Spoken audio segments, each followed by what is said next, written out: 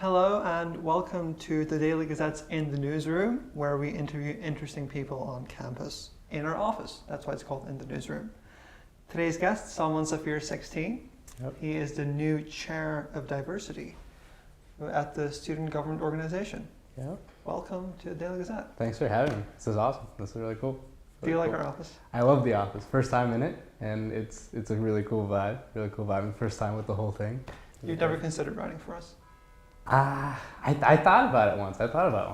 Unfortunately, I've written like 2 articles for the Phoenix, so I feel a little bit. I didn't know that. Yeah. So this is not your first time in student government at yeah. Swarthmore. You know, coming into senior year, I thought, maybe let's take one last stab at this and get involved. And the position was there, and it was a very exciting position. It was a position that, when I was on SGO, we really wanted to implement. And now I got a chance to kind of get directly involved with it, which I think is a really, really cool opportunity. Yeah. So what do you see as your role as the Chair of Diversity?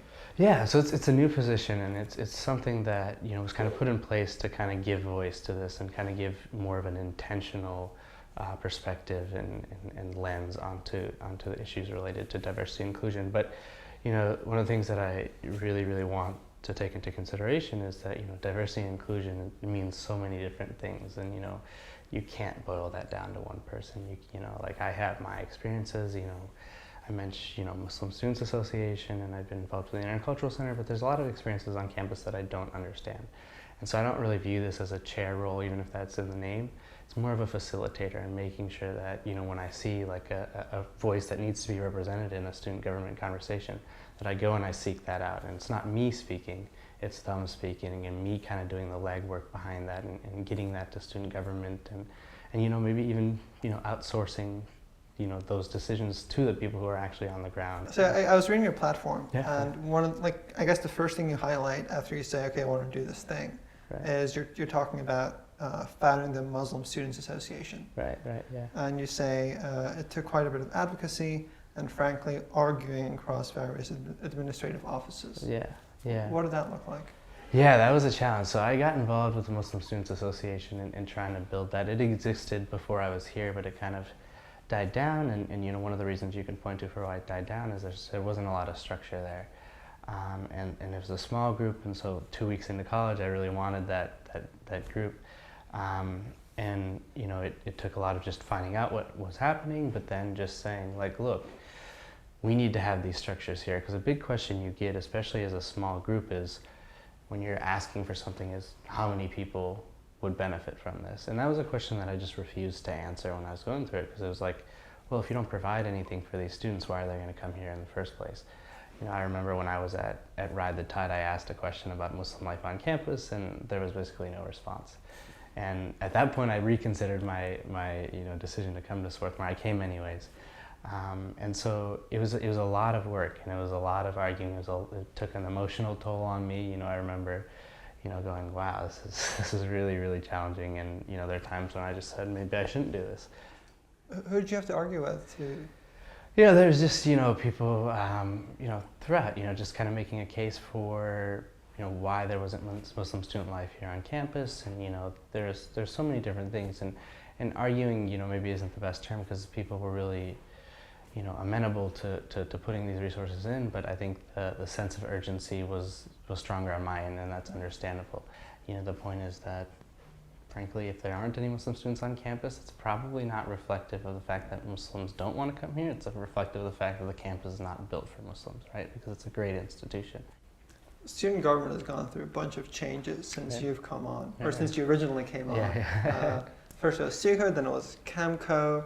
Those were the good days, Camco, yeah. It's funny, I don't think we even knew when we were like in conversations and meetings, we'd all refer to it as a different thing. It was pretty ridiculous, but it was kind of funny. But I think SGO sticks. I say SGO now because that was my beginning point. But yeah, it's gone through a lot of changes. The name probably being the least important one. But I think one of the bigger things is it's become more representative, and the way it's become more representative, I think, is really important. How much influence do you think SGO has as kind of as a body on the campus community, students specifically? I mean, how much do you think they care about SGO, what SGO has to say or do? Right. You know, I think it's growing. I think it's growing. I think when I got on it, there was not as much. You know, I think it was not a fully respected body, and you know, you laugh because I think you understand where I'm coming from. The DG nonchalantly announced that STUCO meetings would take place off the record. This policy reduces student access to understanding of and information about its student government. STUCO decided by a 5-2 vote to make voting anonymous. Of course, we're not sure who supported or opposed the measure. And what does STUCO really have to worry about anyways? Are there discussions about free SEPTA tickets alienating their constituency? And I think part of the problem is that, you know, because it was, you know, a smaller group of people making decisions, and like nobody really knew what they did, you know, and I think expanding the size, and I think Steve and Christine have done a really great job of, you know, reaching out. When you look back at your political career at Swarthmore. Political career, okay, yeah. Okay, if we have politics, you're a politician. Right, okay, all right, yeah. Fair enough, fair enough. Are there any, you know, regrets you have, things you wish you'd done more of or looked at differently? Yeah, I think there are definitely a lot. You know, I think my first time on STUCO, I think I was a little bit, you know, what I mentioned is I came in hoping to give the IC a bigger voice, but didn't really think about what that meant. And I think that hindered me a little bit. And I think, you know, not engaging with as many people or stakeholders as I could have, I think was something that, you know, I regretted doing and not doing. I mean, and that's something that I want to do. You know, I think there are people that you wish you met with. I think there are conversations that you wish you had differently. You know, I think there's definitely conversations that I regret, but, you know, there's people in the dean's office that, you know that you're going through, you know, stages where, you know, you might be running more on anger, you might be running more on passion, which I think are really, really great things. And I think you have a right to be angry and you have a right to be passionate. But for me, I just needed to learn how to to channel that into something more effective. What was the most kind of memorable thing that's happened during a STUCO meeting? I think there's just been times where there's a lot of deep self-reflection and a lot of, you know, where you're able to voice. I'm pretty, you know, quiet. I don't speak when I don't think I should speak, or, you know, I'm more of a listener. I think there are times when I caught myself being a little bit more vocal than maybe I expected. I think that's always memorable when you see this deep-seated passion coming out. I think my first term on STUCO was right before a lot of the changes in student government happened. And so that was memorable just because it was a moment where we were like, we gotta change something. And, you know, those moments of change, I think, are the times when things are very, very confusing, but they're exciting. And I think, you know, you can see STUCO now. I think it's very effective, and it's becoming a more, I hope, respected body on campus. Yeah, we have a STUCO report where Oh geez, okay. where David Ding gets on his knees and he says, "We need a constitution." Yeah. But then it worked out at the end. Yeah. So I mean, you know, David's super passionate, and I think I respect David so much because he cared an unbelievable amount, and to do that. And I think we needed that, actually. I think we needed that. I think that took a large amount of bravery to just, you know, go through that. And that's the type of passion I'm talking about in those meetings, and kind of the state where people were at. And you know, David's worked incredibly hard for all of STUCO and for the student body. And you know, it was a moment where I think a lot of us were a little bit confused on to what to do. And so really it was just like, all right, we need to talk about this. And I think David helped us bring that to the forefront. Yeah. I want to ask you about a specific thing that came up at last night's meeting, which I was not at, but I've heard from people who were. Yeah. That one of the things that came up was an ethnic studies requirement, but another said diversity requirement. Yeah. So what's going on there?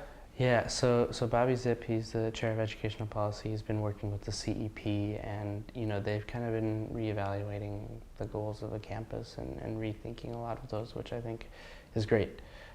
I guess on a more philosophical level, just like implementing something like that, it's people often compare it to the writing requirement, right? You know, we have to take 3 writing courses, so why can't we have a diversity requirement or an ethnic studies requirement? Right. But specifically with the diversity thing, you know, we could argue that it's different because you know, there's like an ideological aspect to it almost, and so some would argue that it's like an indoctrination of sorts. Not that I'm saying that. Right. You know what I'm saying. Right. Yeah. So what's my response to that? Yeah.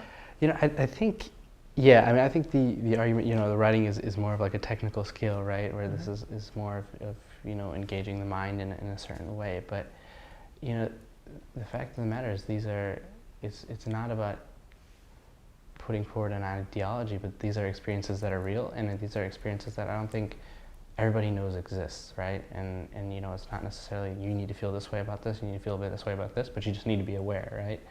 And you know, I think there's so many things that I just wasn't aware of when I came to college that even existed as an idea or something that I just hadn't thought about. It wasn't that I had an idea one way or the other, I just wasn't aware of it. And I think, you know, my involvement with the Intercultural Center brought that to light for me. But there was nothing in the curriculum that did that, right? Thank you very much for coming. Is there anything you want to add that we haven't touched on? No, just thank you for having me. And, you know, just if anybody wants to come talk to me and have lunch with me, or Dana009, I'm always there. Just come hang out. Or Safir1, I guess. Safir1 at swarthmore.edu. Salman Shahi on Facebook. I'm always there. So anytime. Actually, yes. One more question. All right. If we have another guest on this show Oh, yeah. after you, Yeah. can you think of like a question I would ask them? Not knowing who it is. Not knowing who it is. A question that you could ask them. I think I would ask them the most meaningful moment they've had at Swarthmore, and why, and what that did to the way that they think. And you know, I think you'd also ask them like, who got you thinking the way that you did, or who believed in you when maybe you didn't believe in yourself, because I know that changed me a lot. But yeah. Who is it? Who's it? Alina Wong. 2 weeks in to Swarthmore, I was in the process of trying to start the Muslim Students Association, and they had the ICBCC retreat coming up, and she was like, you know what, you're a freshman, but you should still come. It was crazy intimidating, but I got to go, and you know, I think that's where I learned the importance of listening, because those conversations, again, like coming from Ohio, those were conversations that I never had and things that I never thought about. So I really sat back and listened and was like, wow. And so that really got me thinking about all of those ideas. And you know, there was nothing that I had done that earned me the spot to be among those people, but she allowed me to, and that's changed the course of everything. So I'll be forever grateful to her, but she really made me the thinker, and anything that I've ever done will be directly related to her. Thank you very much. All right, thanks, Eduard. I appreciate it.